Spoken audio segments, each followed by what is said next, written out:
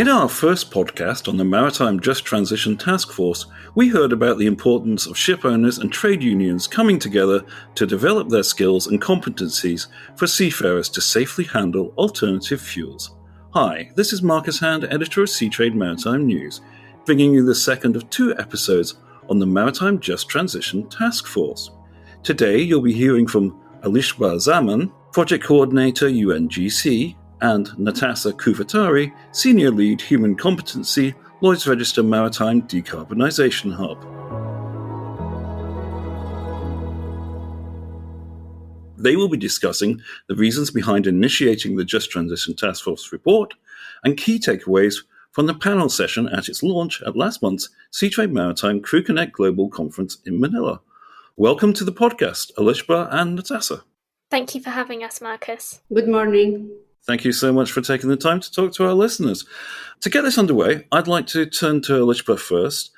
Can you share more on the role of UNGC's role it plays in the Maritime Just Transition Taskforce? So the UNGC is the world's largest corporate sustainability initiative, and our work is guided by 10 principles that can be split into 4 categories: human rights, labour, environment, and anti-corruption. We have 62 country networks, and we have over 25,000 participating companies. The UN Global Compact in the Maritime Just Transition Taskforce plays a convening role. We bring together and allow for coordination between industry, workers, governments, and academia as we work towards a safe and equitable and human-centred approach as the maritime industry decarbonises. Okay, great. That's really good to get that background as to how UNGC is involved in the task force. And coming to Natassa, LR is traditionally known as a prominent classification society. So how did you come to join the Maritime Just Transition Taskforce, and what exactly is your contribution to this baseline training project for seafarers in decarbonisation? So allow me to talk a bit about the Lloyd's Register Maritime Decarbonisation Hub, which will be referred to as the Decarb Hub in short as we move forward in the podcast. It is an independent, not-for-profit research and action unit of the Lloyd's Register Group and the Lloyd's Register Foundation that was initially established back in 2020 to remove the barriers for the safe deployment and upscale of zero and near-zero greenhouse gas emission fuels. One of its strategic objectives is to keep the industry updated with key shifts in technical and regulatory advancements to ensure an inclusive and just transition. So in shipping, just transition is largely being progressed by the Maritime Just Transition Taskforce. The United Nations Global Compact, acting as the Secretariat of the Maritime Just Transition Taskforce, have assigned the Decarb Hub to lead the majority of the work packages in the work plan of its flagship project that was sponsored by the International Maritime Organization, and it's titled Baseline Training Framework for Seafarers in Decarbonisation, as you mentioned before, which we're discussing today. The training project has 3 main objectives. First, to develop generic draft competencies for ammonia, methanol, and hydrogen as marine fuels, where the IMO safety guidelines are in place or are currently being developed.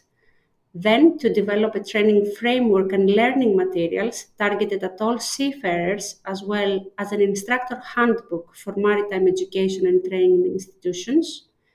And last, shape global future legislation and approaches to training through submissions to the Subcommittee on Human Element Training and Watchkeeping, HDW of the IMO, and through contributions to the comprehensive review of the International Convention on Standards of Training, Certification, and Watchkeeping for Seafarers, which is known as the STCW Convention, part of which will be the reference training framework.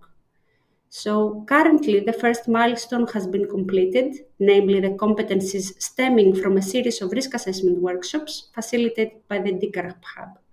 These were 12 in total, which involved various stakeholders representing different areas of the maritime ecosystem, namely industry subject matter experts with expertise in fuels engineering, competencies and training, the core project team partners, the Maritime Just Transition Taskforce Action Group, who occupy a long list of maritime organizations and shipping companies, and many industries' prominent figures that were invited as workshop participants for primary input.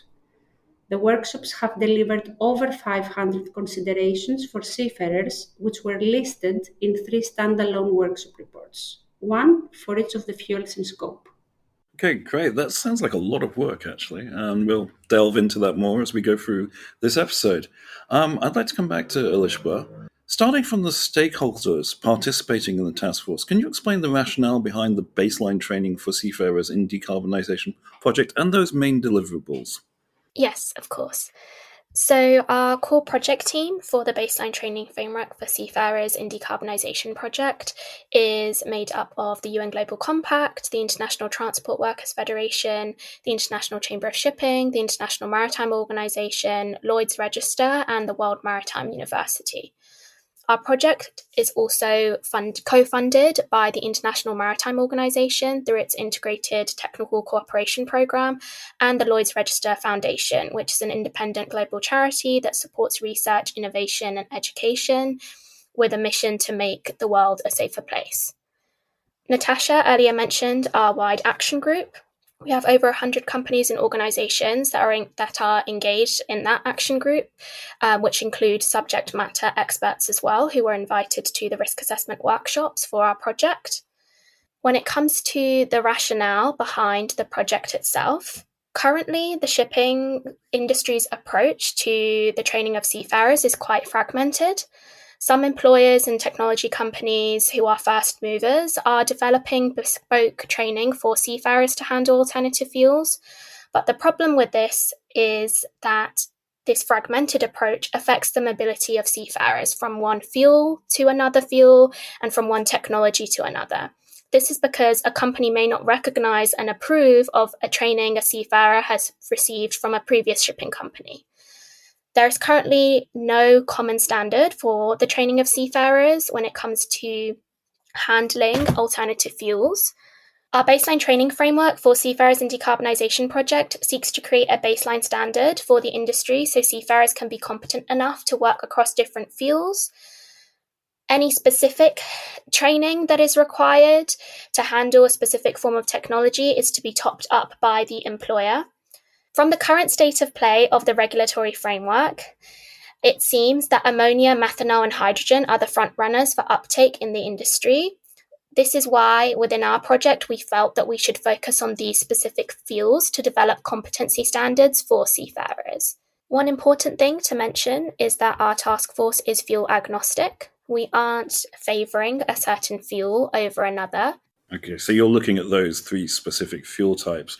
And Natassa, from your description of the project work, we gathered that the risk assessment workshops were key milestones achieved upon completion. Can you give us a bit of a sort of deep dive into the methodology used and the lessons learned from these workshops? Certainly, Marcus. So the workshops were designed using the tables of the International Convention on Standards of Training, Certification and Watchkeeping for Seafarers, the STCW Convention, as the main reference point. So these tables specify the minimum standards of competence for basic and advanced training for ships propelled by fuels regulated under the IGF code, which is the International Code of Safety for Ships Using Gases or other low flashpoint fuels like liquefied natural gas. The workshop's objectives was to establish a robust foundation for developing baseline competence standards and training materials for seafarers using ammonia, methanol and hydrogen as marine fuels, with some deep dives, as you mentioned, into the following themes: the common and unique aspects in the handling and management of its fuel, the identification of safety critical tasks associated with maritime operations for its fuel, the identifications of hazards and associated risk mitigation measures, and the development of a record of competency gaps and training considerations for future use in updating the existing frameworks that we have now. The workshops were carried out on the assumption that seafarers on vessels using alternative fuels would already have received the relevant training and certification for conventional fuels. Hence, the starting premise was to identify the additional knowledge, understanding, and proficiencies and skills that would be needed to accommodate for the safe deployment of methanol, ammonia, and hydrogen as marine fuels on board. In addition, participants were also invited to estimate the scale of change needed to move seafarers training to the next level. To serve the assessment criteria, descriptions for low, medium, and high scale of change were introduced, with low meaning there would be no or small changes to seafarer competencies and training, medium meaning additional complexity, time, and higher understanding would be needed for seafarers, and high underscoring significant changes to seafarers' competencies and training, plus a need for new operational practices to accommodate the modified vessel design that would need to be in place. Through systematically applying a central question to various scenarios based on current experience and anticipated hazards for each fuel type, the workshops instigated discussions, identified critical areas of concern, and conducted deep dive to the actual gaps that training frameworks will need to address in the future. Natassa, thanks for that description of the methodology and the lessons that were learned from the workshop. Alishba, how do you plan to communicate all the insights gathered from the workshops on methanol, ammonia, and hydrogen as marine fuels with the wider audience? Is the recently republished single report a means of raising awareness? Lots of important insights were gathered through this project, and we wanted to share this widely with the industry. This is why we decided to publish a report, which is titled Considerations of Training Aspects for Seafarers on Ships Powered by Ammonia, Methanol and Hydrogen. The listeners can access this report through the show notes of this podcast episode. This report distills all the knowledge that was gathered up to date in this project. The report will be submitted to the IMO as an information paper, to the relevant subcommittee, which focuses on our area of work. We also plan to share this report widely through engaging in panel discussions and workshops and seminars. We did recently go to Crew Connect, which we'll touch on later, and also Hong Kong Maritime Week as well. So we plan to promote this report through a range of different forums and by engaging with lots of different stakeholders. So you're busy getting the message out there. And Natassa, the single report from the workshops was, I think as just mentioned actually, was released on the 12th of November at Seatrade Maritime Crew Connect Global, which you attended as a speaker. What are the overarching messages you would like to convey to the audience today based on your panel discussions in Manila at that conference? Thank you, Marcus. So training of seafarers is addressed both in terms of urgency and at scale, and this is the message that we want to get across. So firstly, the urgency to put the emphasis on the human competency has been formalized very early, even at the 26th Conference of the Parties to the United Nations Framework Convention on Climate Change in Glasgow, when the task force was first established. Now, with the launch of the single report, on the 12th of November, the development of the competencies framework and the training material for the use of methanol, ammonia, and hydrogen as marine fuels, the task force is putting the blueprint for the baseline training while the industry continues to develop safety, non-mandatory interim guidelines for approval by the Maritime Safety Committee of the IMO. Moreover, modular training will help the industry address the issue of seafarers upskilling and reskilling at scale. The sheer number of workforce to be upskilled and reskilled will have different levels of expertise, hence different training needs.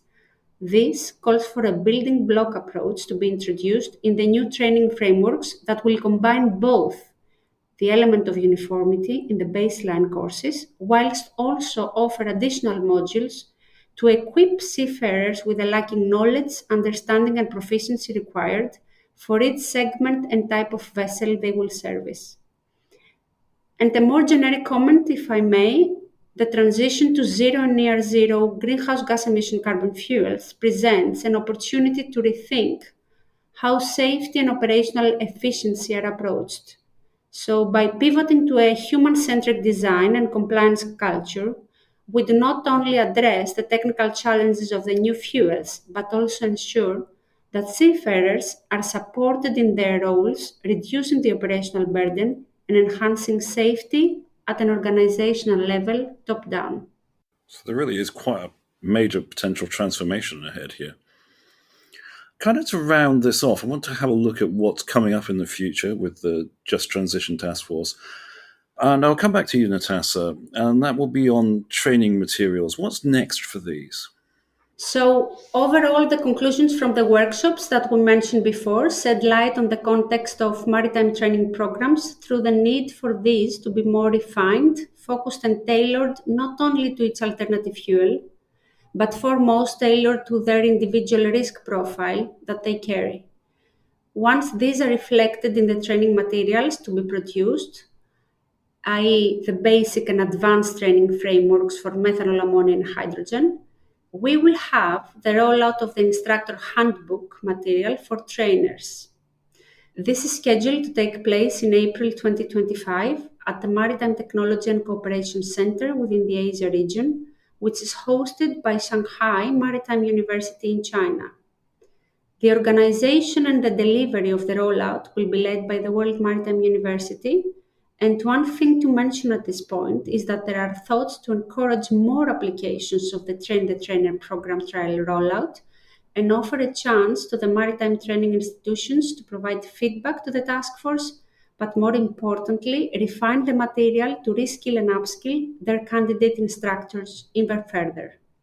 A familiarization framework for those not required to hold certification in accordance to the SSCW Convention will also be of value to an extended part of the maritime workforce that does not interfere with cargo operations or works in the engine room. The latter is also part of the deliverables prescribed in our work plan until the completion of the Maritime Just Transition Taskforce training project is concluded towards the end of May 2025. Okay, so quite a lot of work to do between now and May 2025. And Alishba, can I ask you about what comes next when it comes to the competency framework? We have achieved our most important deliverable to date through our joint submission with the ICS and the ITF to the relevant subcommittee at the IMO. It is now up to the member states to decide how they wish to move forward with this. Outside of the IMO process, our attention is now turning to how we can support training institutes, which Natassa referred to before. We are providing expertise through the training material that is being developed, which will include a guidance document for seafarers and onshore personnel, basic and advanced training course for the fuels mentioned in this podcast, ammonia, methanol and hydrogen, an instructor handbook, as well as training resources and methods of delivery. We all rely on the labour of seafarers, as 90% of the world's goods are transported through shipping. So it is important that the safe working environment of seafarers is prioritised. New alternative fuels are deployed within the industry. Safety is an area of collaboration, not an area of competition, and we hope to see this collaboration continue further. One project that we have coming up within the task force is a recruitment and retention project. This project will look at the key drivers that are affecting recruitment and retention within the shipping industry when it comes to seafarers. We are looking forward to collaborating with the wider industry to deliver a root cause analysis report and a best practice blueprint. Moving forward, we hope to see the human element, the workers, to be centred in discussions around decarbonisation, and for the workers themselves to not be lost in broader conversations around how best we can support our industry as it decarbonises. Okay, great. Thank you, Alishba. And as I say, there's a lot of work going to be done here. And we look forward to covering what happens in the future. I'd like to thank you both so much for your time today, Natassa and Alishba. And we look forward to coming back to you to hear about future developments on the Maritime Just Transition Taskforce. That is all we have time for today on the Seatrade Maritime podcast, and thank you for listening. We look forward to joining you on the next episode.